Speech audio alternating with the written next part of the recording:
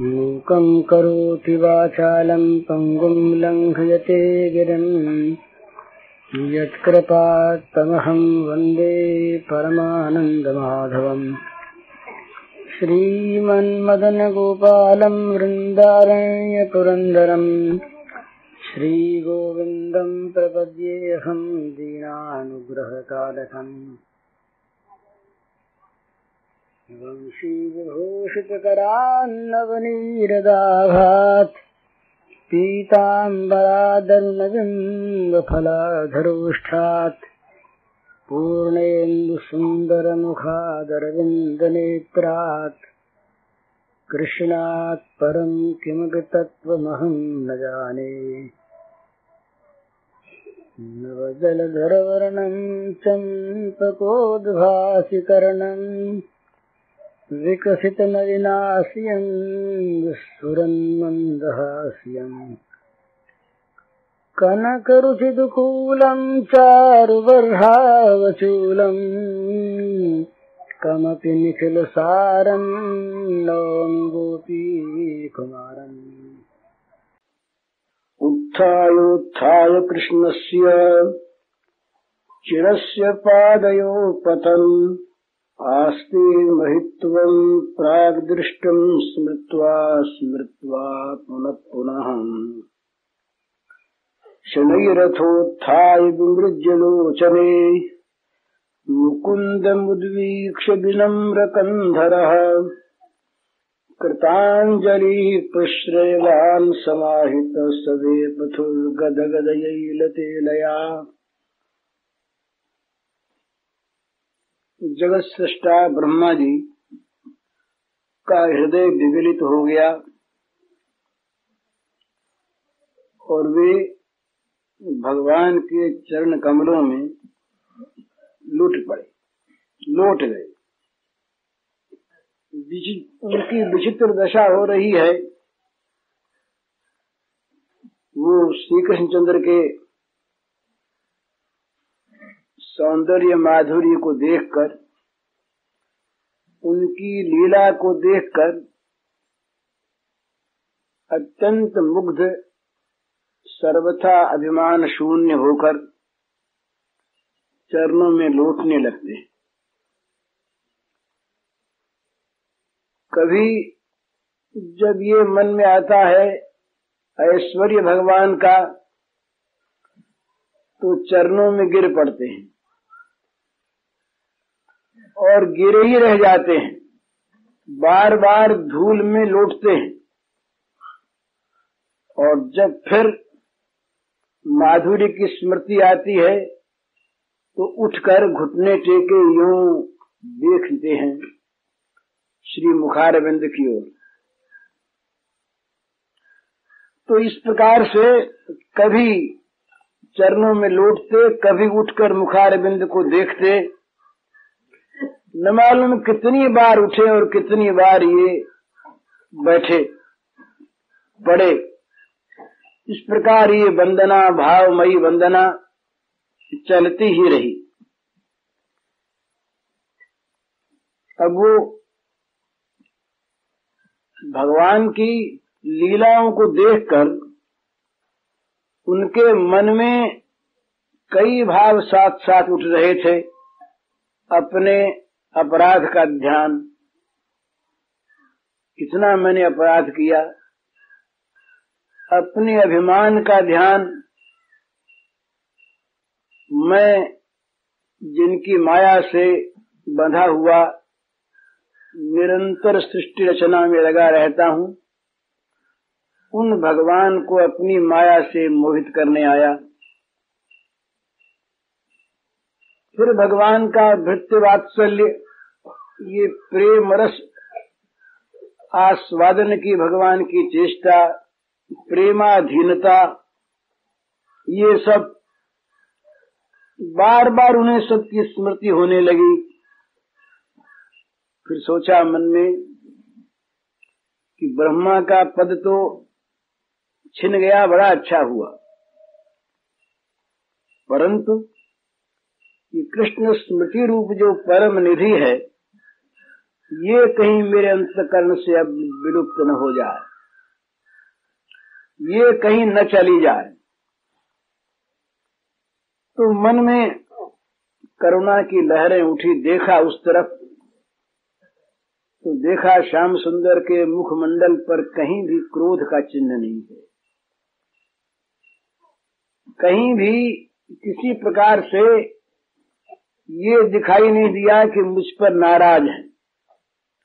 वही स्मित मुख है, उसी प्रकार से आंखों से उनके करुणा की, कृपा की ज्योति निकल रही है।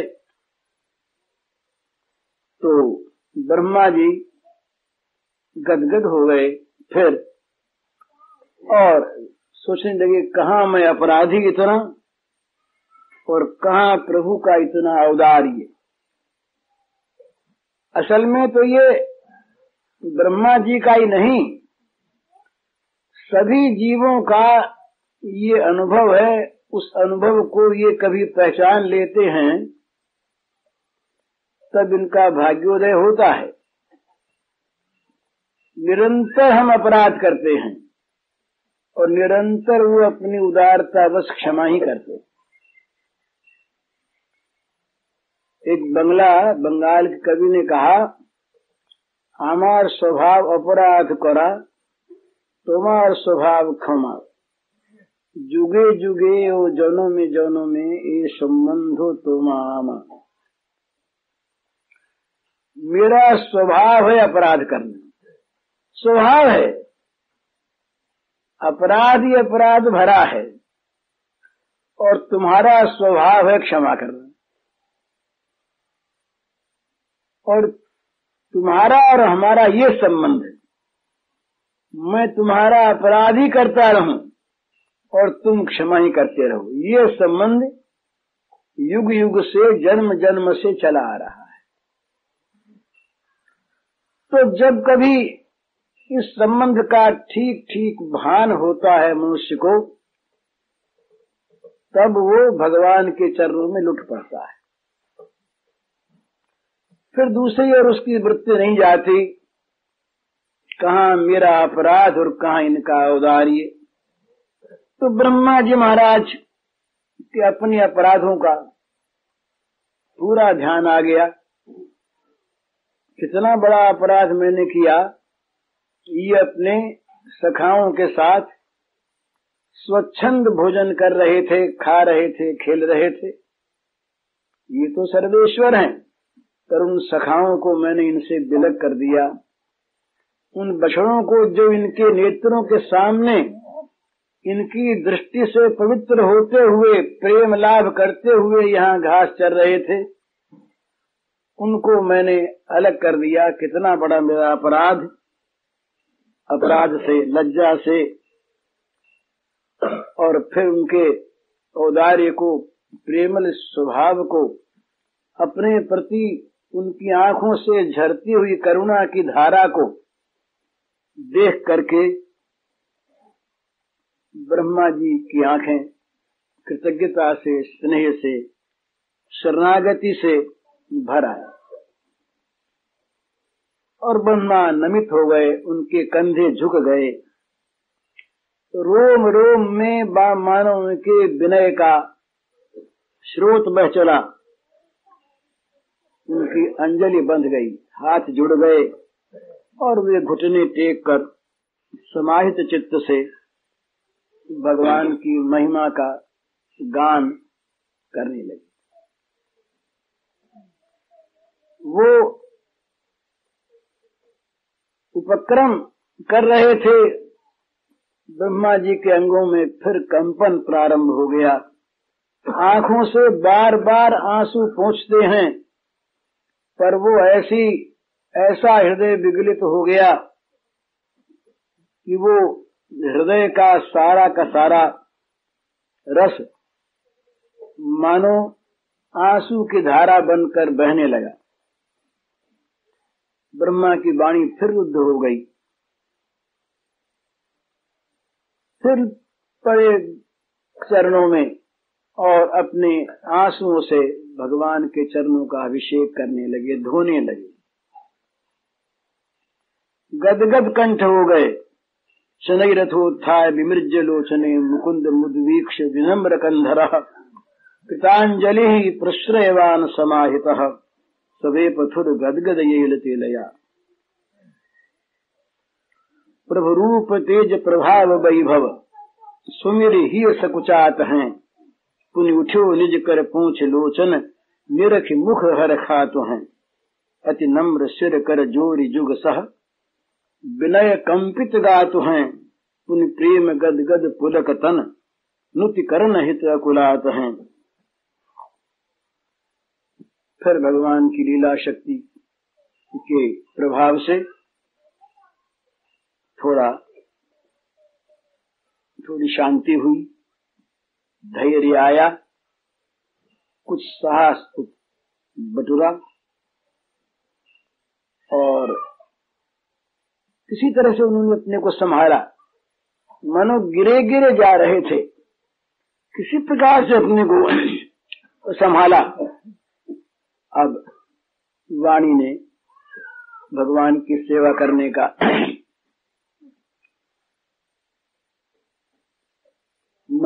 वाणी के मन में उत्साह हुआ।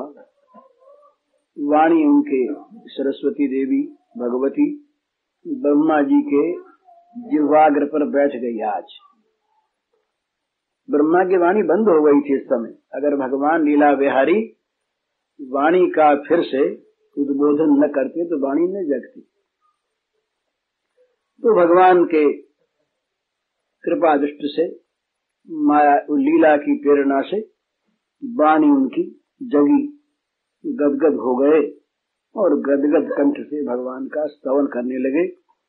यहाँ से ब्रह्मस्तुति प्रारंभ होती है। ब्रह्मस्तुति में जो जो श्लोक रस के इनकी लीला के हैं उन पर कुछ विशेष थोड़ा सा कहने का विचार है और बाकी श्लोकों का अर्थ पढ़ दिया जाएगा। बड़ी लंबी चीज है, कई दिन लग सकते हैं, तो वो न लगाकर जल्दी समाप्त करना है। तो ब्रह्मा जी गदगद कंठ हो गए। ब्रह्मा जी ने फिर देखा वो सुंदर श्याम सुंदर रूप। ब्रह्मा जी ध्यान करते थे आज तक भगवान के ऐश्वर्य रूप का, नारायण रूप का। कभी वो ध्यान में आता, कभी नहीं आता। दर्शन तो बड़े दुर्लभ ब्रह्मा जी को नारायण रूप के भी। आज जो इनका स्वरूप सामने है ये अभूतपूर्व है। कभी इन्होंने इस रूप को देखा नहीं और आज देखकर मानो निहाल हो गए। तो सोचा कि वो जो ऐश्वर्य का रूप है वो तो वैकुंठ बिहारी रूप है, बड़ा सुंदर क्षीरोदशाई रूप है। पर आज तो वो रूप तो हजारों ने अपने में दिखला दिए। सारे नारायण दिखला दिए इन्होंने। चतुर्भुज नारायण अपने अंदर, तमाम विश्व में नारायण नारायण भरे, तमाम विश्व नारायण हो गए। ये इस रूप की महिमा है। तो ब्रह्मा जी नमस्कार किया। नौमीड्यते भ्रवपुषे तैदंबराय गुंजावतंस परिपिच्छल सन्मुखाय वन्युसृजे कवलवेत्र विषाण वेणु लक्ष्मश्रिये मृदपदे पशुपांगजाय। ईड्य मन स्तवनीय। अभ्रवपुषे नव नीरद श्यामल विग्रहाय तडिदंबराय स्थिर दामिनीवत पीतवर्ण वसन परिधायिने गुंजावतंस परिपिच्छल सन्मुखाय गुंजा फल रचित कर्ण भूषणाभियान गुंजा माला वेष्टित चूड़ोपरि विराजित मयूर पुच्छैश्च शोभमान वदनाय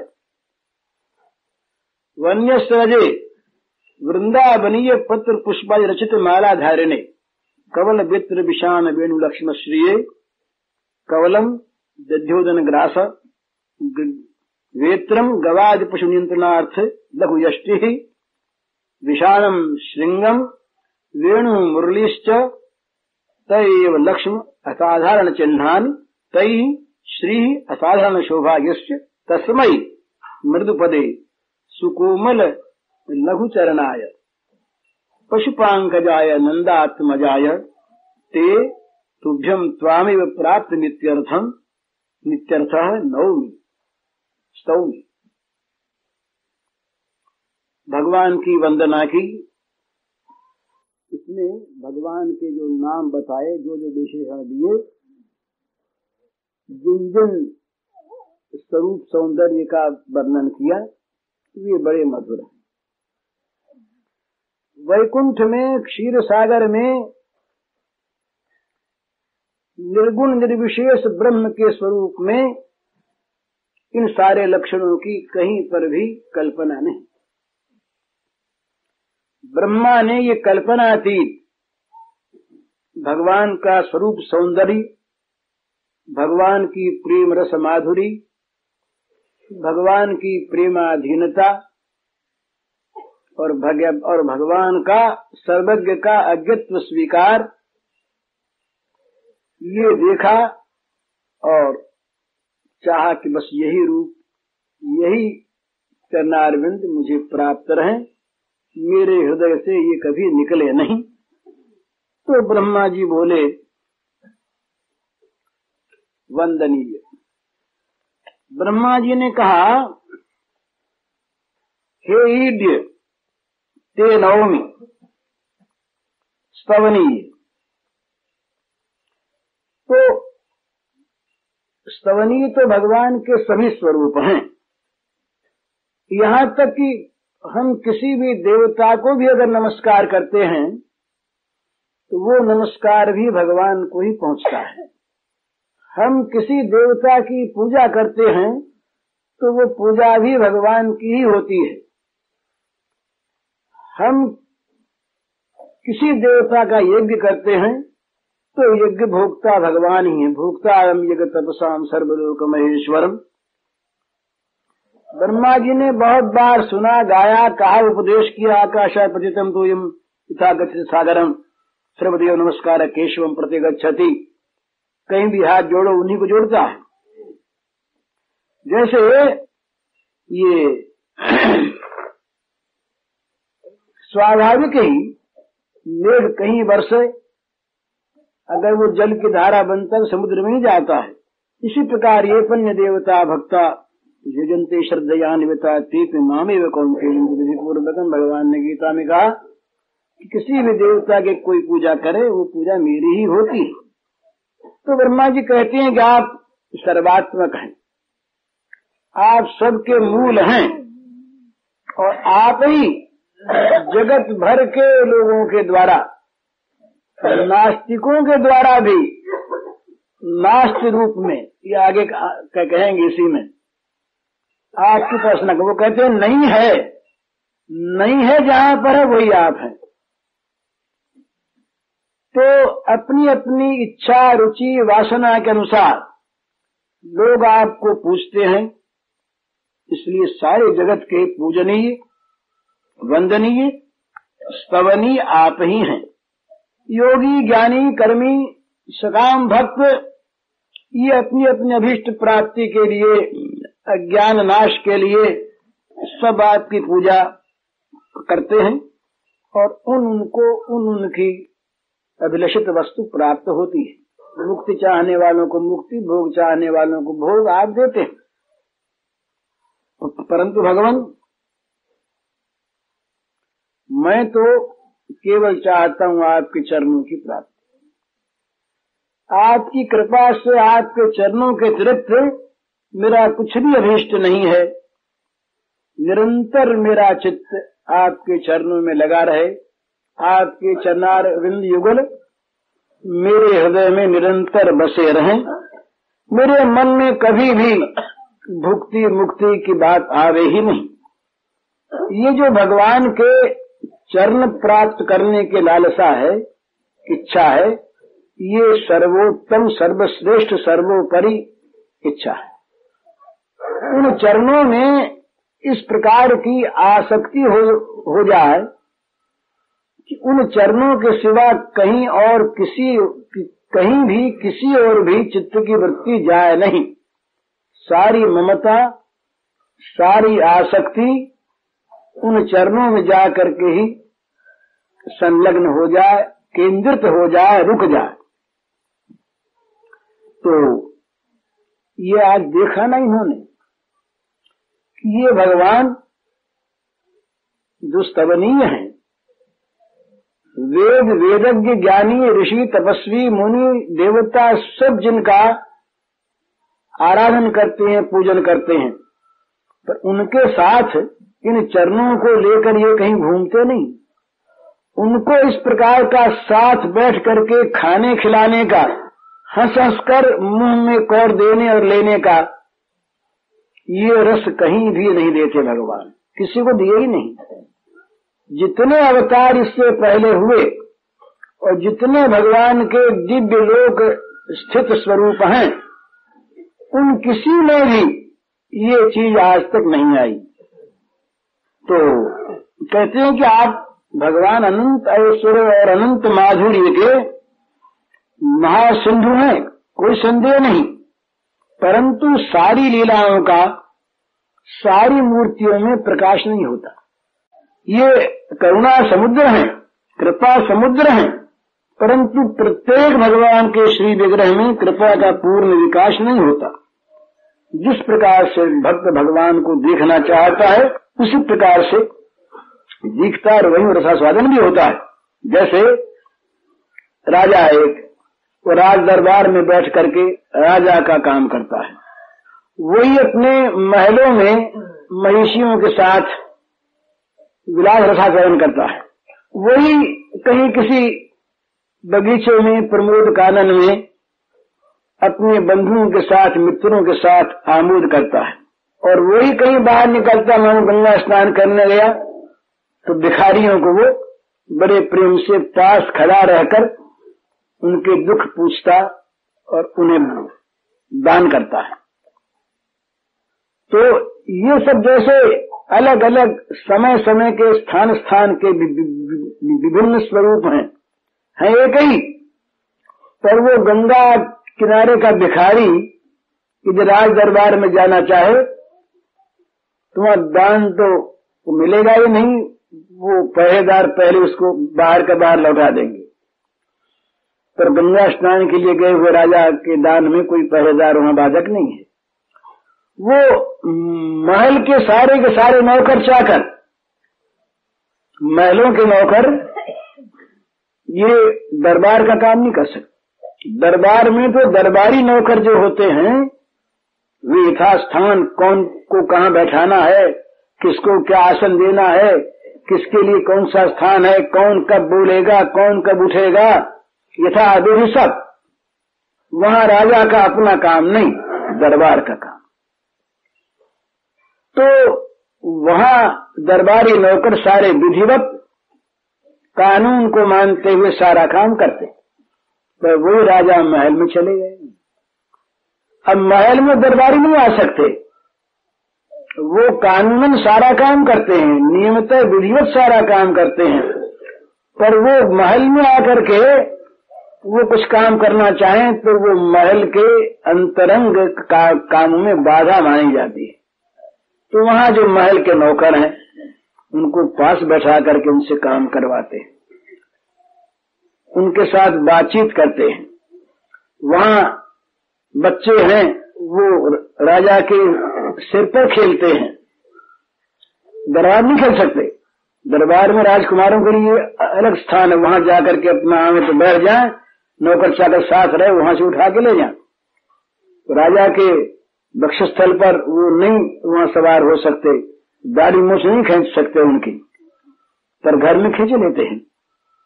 तो जहां जिस प्रकार का लीला का आयोजन होता है उसी प्रकार स्वरूप होता है। तो ब्रह्मा जी ने आज ये नई से नई चीज देखी, उनके मन में आया कि ये तो कभी हमने देखा ही नहीं, कल्पना में नहीं ये चीज कि इतने बड़े न तो जिनके समान कोई है और बड़े की तो कोई बात ही नहीं, ऐसे जो असमूर्ध महिमान्वित भगवान, वे भगवान छोटे छोटे बच्चों को बार बार स्मृति होती है कि बच्चों के साथ हंसते हुए उनका कौर अपने मुंह में ले रहे, अपना कौर उनके मुंह में दे रहे, उनका पत्ता छीन रहे, कि किसी के कपड़े का छोर खींच रहे, हंस रहे, हंसा रहे, और कोई भी मान मर्यादा नहीं, बच्चे से बराबरी का उनके साथ बर्ताव करें। तो इस प्रकार के रूपों को, इस प्रकार की बातों को देखकर ये ब्रह्मा जी ने समझा कि ये ब्रज में जो भगवान हैं, ये अपरिसीम इनका माधुर्य है, इनका भक्त वात्सल्य और इनकी अयाचित करुणा, कृपा की भीख नहीं मांगनी पड़ती, इनकी कृपा स्वयं पीछे पीछे फिरती है रक्षा करने के लिए अपने सखाओं की। अरे घुस गए वो अजगर के मुंह में, और अजगर के मुंह में जब घुसने लगे उस समय किसी एक ने कहा, बालक ने, कि तुम इसको वन की शोभा मान रहे हो, अगर कहीं अजगर हुआ तो निकल जाएगा। तो उसने कहा कि तुम भूल गए कन्हैया जी पीछे है, निकल जाएगा तो क्या होगा, जैसे बकासुर की दशा हुई वैसी दशा इसकी होगी। तो भगवान की कृपा स्वयं जिनके पीछे पीछे फिरती है अपने को कृतार्थ करने के लिए, भगवान की कृपा से सब कृतार्थ हों, और इन भगवत जनों की सेवा करके कृपा कृतार्थ हो, ये बड़ा अंतर है। भगवान की कृपा भी चाह करती है, वो कृपा बेचारी थक जाती है ना, कृपा को रस नहीं आता, वो तो देते देते देते देते थक जाती है। यद्यपि उसमें थकावट की कल्पना ठीक बैठती नहीं, क्यों कि वो अनंत है, असीम है। भगवान की कृपा अनंत है, असीम है, उसका कहीं पार नहीं, उसमें कहीं कमी नहीं आती, परंतु उस कृपा को कहीं कृपा नहीं मिलती, वो कृपा देती रहती है। पर ये जो भक्तजन हैं, भगवान के प्रेमी जन, ये कृपा की परवाह नहीं करते। इनको किसी भी स्थिति में रखा जाए, ये कभी ऐसा नहीं मानते कि भगवान की कृपा करके हमारी रक्षा कर दे। ये कृपाकांक्षी नहीं है। कृपाकांक्षी होते हैं श्रद्धालु भक्त, और भगवान की कृपा बहुत बड़ी चीज। भगवान ने स्वयं कहा कि मेरी समस्त प्राणियों पर, भूत मात्र पर असाधारण अहेतुक नित्य कृपा है। सूदम सर्वभूतानां ज्ञात्वा मां शांति मृच्छति, समस्त प्राणियों का मैं सहज सुहृद हूँ। इस बात को जान ले तो उसे शांति मिल जाती है। हम लोगों को तो कृपा पर विश्वास ही नहीं है। भगवान की कृपा का न चाहना, ये कल्पना तो बहुत दूसरी चीज है। या तो अत्यंत पाप कल्पना है ये, और या जहाँ विशुद्ध प्रेम का प्राकट्य है वहाँ इस प्रकार की कल्पना हो सकती है। हम लोग तो भगवान की कृपा पर विश्वास करते तो कभी चिंता आती नहीं, कभी शोक विषाद आता ही नहीं, कभी भय आता ही नहीं। वो तो सब प्रकार से शांति मिल जाती। वो कहते हैं कि बस ये अयाचित कृपा भगवान की सब पर सदा है। सूदम सर्वभूतानां ज्ञात्वा मां शांति मृच्छति, जिसने भगवान की कृपा को जान लिया, और वो कृपा प्राणी मात्र पर है, किसी एक पर नहीं शोभा। तो इसको जिसने जान लिया वो कृपा को पा गया, जान गया ना कि मुझ पर भी वैसी ही कृपा है, और जिस पर उनकी कृपा उस पर सबकी कृपा। तो वो तुरंत उसको शांति प्राप्त होती है। ज्ञात्वा मां शांति मृच्छति। तो हम लोगों को तो कृपा पर विश्वास ही नहीं है। हम लोग तो उनकी कृपा की आकांक्षा करने तक के लायक भी अभी तक नहीं बढ़े। हम लोगों को तो विषय कृपा चाहिए, भोग कृपा चाहिए, विषयों की कृपा चाहिए। हम उन्हीं की सेवा में, विषयों की सेवा में, विषयों के क्षेत्र में, उनकी पूजा में रात दिन लगे रहते हैं। ये तो लोकोत्तर चीज है कि जहाँ भगवत कृपा की अपेक्षा नहीं, कृपा को कृतार्थ करने के लिए कृपा स्वीकार की जाती है। तो ये ब्रह्मा जी ने सोचा कि हमने देखा कि ये बच्चे परवाह ही नहीं करते और इनकी कृपा पीछे पीछे उनके दौड़ा करती है कि कहीं हमको सेवा का मौका मिल जाए,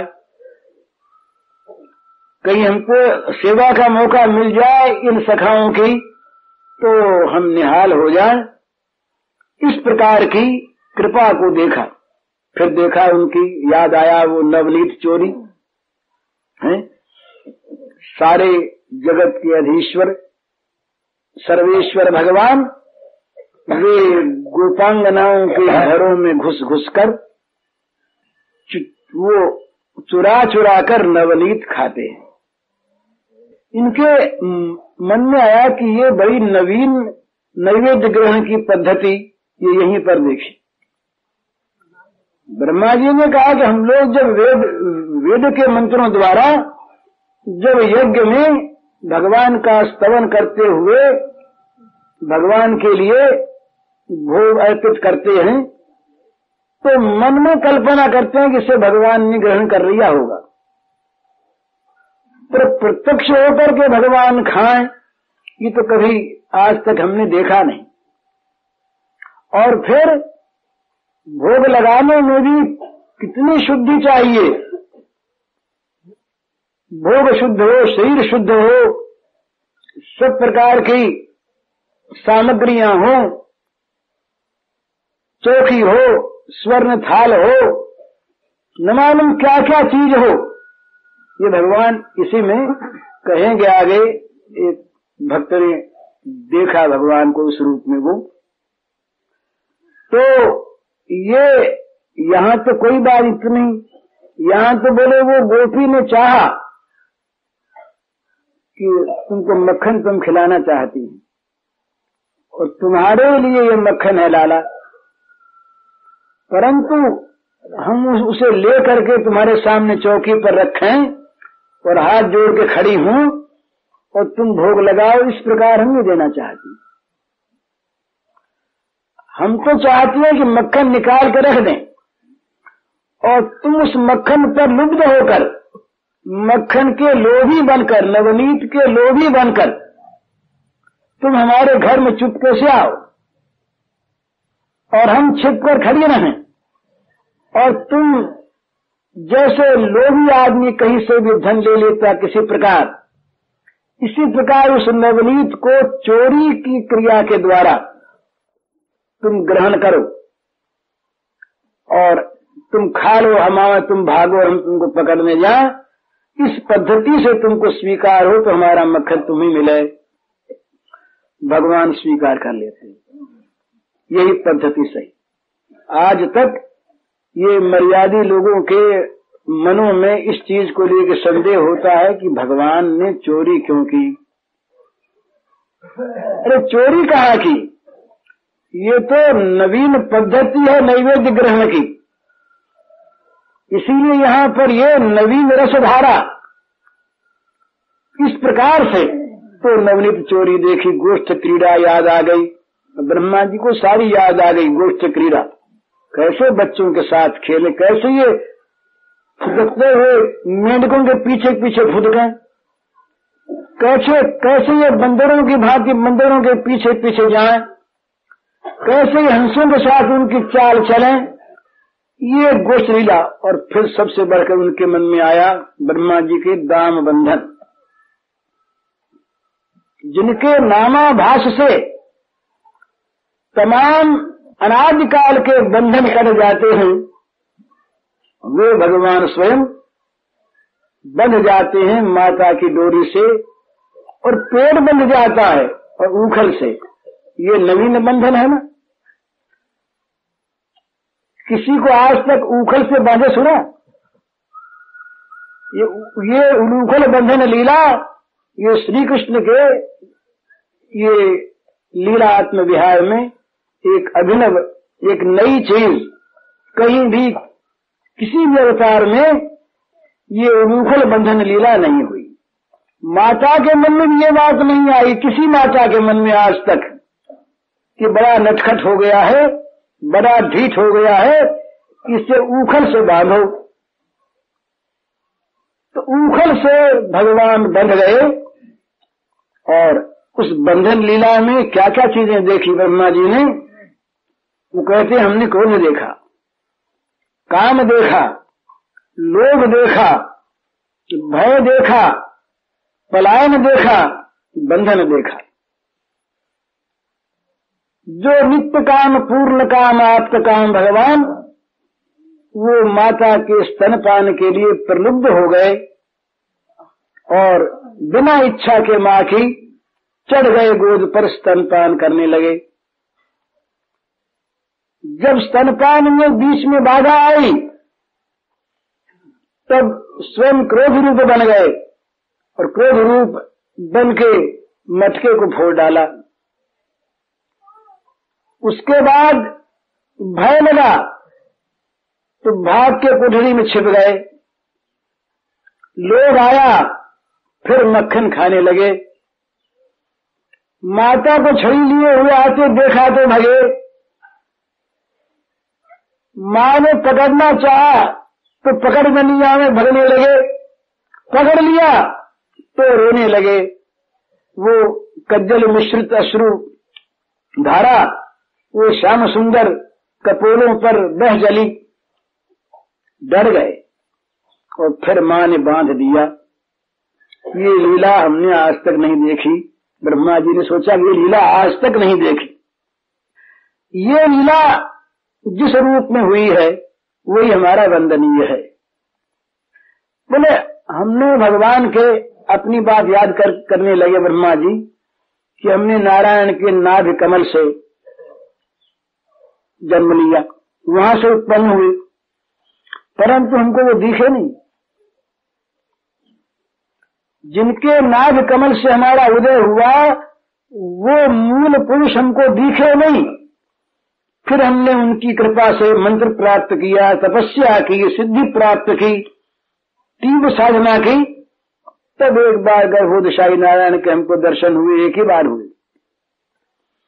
और इन ब्रजानंदन की कितनी कृपा हमारे ऊपर भी, सब पर तो है अयाचित कृपा कि हमने इनके उस नारायण रूपों को असंख्य संख्या में देख लिया। एक बार नारायण रूप का दर्शन किया हमने, सो भी मंत्र सिद्धि और कृपा प्राप्त करके, और आज अभी अभी हमने देखा अनंत नारायण रूप, एक दो नहीं, लाखों करोड़ों असंख्य नारायण सब हमको दिखाई दिए। कहा तुम एक के लिए तरस रहे थे। तो इन भगवान की, इस रूप के भगवान की जो कृपा है, ये बस सबसे बड़ी कृपा है। और इन्हीं रूप का, ऐसी भगवान का, इन गोप शिशु भगवान का ही चरण प्राप्त हो जाए, हमें निरंतर रहे और इन चरणों को हम सदा के लिए हृदय में बांध रख सकें। ये बात इनके मन में आई तो नोमिडते ब्रवपुषे, अब्रवपुषे मने नव नील नीरद भगवान, श्यामल सुंदर मूर्ति भगवान, ऐसा करुणा समुद्र दूसरा कोई कहीं है ही नहीं। तो ब्रह्मा जी ने ये स्तवन किया अब्रवपुषे ते नवमी। हे भगवान, मेरी और कोई लालसा नहीं। ये जो आपका नव घन विलंबित घनश्याम सुंदर, नवनील सुंदर श्याम, ये जो श्री विग्रह है, इसके चरणों का ही मुझे निरंतर आश्रय प्राप्त रहे। तो ब्रह्मा जी कटिदम्बराय, अब्रवपुषे कटिदम्बराय। अब ब्रह्मा जी का ध्यान गया भगवान के वस्त्रों की ओर, पीले वस्त्र। तो ये उपमा दी ना नव नील नीरद की, नव घनश्याम श्याम सुंदर, नए नीले नीले बादलों के समान। तो अब मन में उनके आया, वो जब वस्त्र देखा तो बोले ये तो बिजली है, बादलों में बिजली रहती है ना। ये नव जलधर श्यामला भगवान जो हैं, इनमें जैसे बादलों में बिजली, इन नवजलधर में भी ये विद्युत सदा रहती है। परंतु अंतर इतना है कि मेघों में बादलों में जो बिजली रहती है वो बिजली चंचल रहती है, दिखी छिप गई, दिखी छिप गई। बिजली चमकी और छिप गई, स्थिर नहीं रहती। और ये भगवान का पीताम्बर जो है, ये नित्य भगवान के श्रीअंग पर सुस्थिर रहता है। तो वो बिजली चंचल है, मेघ में रहने वाली बिजली। और ये नव जलधर भगवान में जो पीत वस्त्र रूप चलित है, ये विद्युत है, ये बस ये कृष्ण मेघ की ये सौदामिनी, ये नित्य सुस्थिर है, सुशांत है। और फिर दूसरा भाव मन में आया कि भाई सीधी बात यह है एक कि कितनी कोई चंचल वस्तु हो, अगर उसका संपर्क मेरे में आ गया तो वो स्थिर हो गई। कोई भी जिसका भोग प्रवण चित्त नित्य निरंतर अशांत रहता है, और वो अशांति कहीं मिट नहीं सकती भोगों से। ये और सिद्धांत के बाद ध्यान में रहे। अनेक चित्त विभ्रांता मोहजाल समावृता। कोई ये चाहे कि अनंत अनंत भोगों को प्राप्त करके हम चित्त में शांति प्राप्त कर लें। बड़े बड़े भोगी, बड़े बड़े अधिकारी, बड़े बड़े देवता, सबका ये अनुभव है। सब ये कहते हैं कि क्या करें, चीज तो सब मिल गई पर चित्त शांत नहीं है। चित्त शांत क्यों नहीं है? कि जो वस्तु विनाशी है, क्षणभंगुर है, नाश होने वाली है, उस वस्तु के साथ चित्त का संपर्क है तो शांति कहां से आवेगी? वो तो नष्ट होने वाली वस्तु है ही। तो भगवान ने, ब्रह्मा जी के मन में आया कि भगवान मानो ये पीताम्बर धारण करके, और ये सुस्थिर पीताम्बर धारण करके ये बता रहे हैं कि भाई अगर कोई मेरे में चित्त समर्पित कर दे तो सदा के लिए उसे मैं फिर अपने पास रख लेता हूं। सजल श्याम घन बरन लीन भय, फिर चित्त अनत न भटक्यो। ये चित्त वहीं तक भटकता है। आगे ब्रह्मा जी कहेंगे इस स्तवन के अंत में ही, ये चित्त कब तक भटकता है? जब तक ये भगवान के समर्पित नहीं होता। भगवान के समर्पित हो जाने पर चित्त का भटकना बंद हो जाता है, चित्त शांत हो जाता है। क्यों शांत हो जाता है?